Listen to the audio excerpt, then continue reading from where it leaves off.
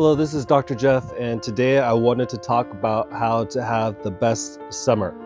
Now, I know if you've worked hard the entire year, there's some people who feel, well, let me just veg the entire summer because I need that to recuperate, relax, refresh myself for the upcoming school year, academic year, work year. And there's a place for that for sure. But I've had some experiences where I did just that. I just Netflixed and binged and played video games and kind of like used my summer that way. And at the end of it, I can't say I was more refreshed and renewed. So, what are the three best ways to utilize your summer? Well, I'd say the first is actually that rest that we're talking about, because I do think that we expend a lot, especially towards the finish line. And I do think it's important to find that rest. So let me ask you, what brings you rest, right? So rest is going to look different for different people. And I want you to think in your mind, what brings you joy, what brings you rest, and do those things. Now, it could be a hike, it could be a bike ride. So that's one thing that you can do to have a great summer.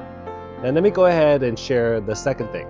Actually, it's helpful to work a little bit too. So oftentimes I'll look for a little bit of work. I'm not talking about working the entire summer, although I understand that some people, financial constraints, that's something that some people do, but being highly selective, like you choose what it is that you want to do. For example, there's like this small stipend that's being provided through UCI to also learn how to do oral histories, but at the same time you get a little bit of compensation. Like that's the kind of stuff that I enjoy doing. Sometimes I've taught a summer class at the university, and this summer I'm going to have the chance to go to Japan, and I'll be with a mission team, and it's going to be so amazing to lead an English VBS camp out there. But once again, it's you that's choosing it, not the work choosing you.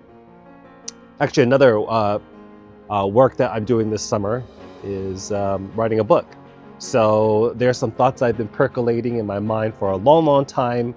I've shared a lot on the channel talking about know, tell, listen, and do something good with your stories, and actually putting the time to kind of write it out. So the third tip on how to have a great summer is to study. I think somehow our minds can be refreshed when we're studying something that we're interested in. So think about what you would be interested in and take time to study it.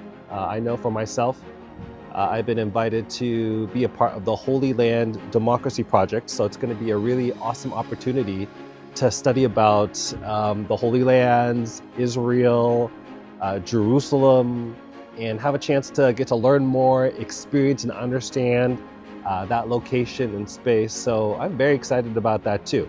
And so traveling there and having the opportunity to learn with others. So at the end of this summer, if I had a chance to play and rest and work and study and have that balance, I find that when the fall comes, I'm much more refreshed and renewed versus if I just rested the whole time, or if I worked the whole time, or if I studied the whole time. And sometimes, although no planning is a nice way to go, a little bit of planning can go a long way in having a great summer, and wishing you the best summer.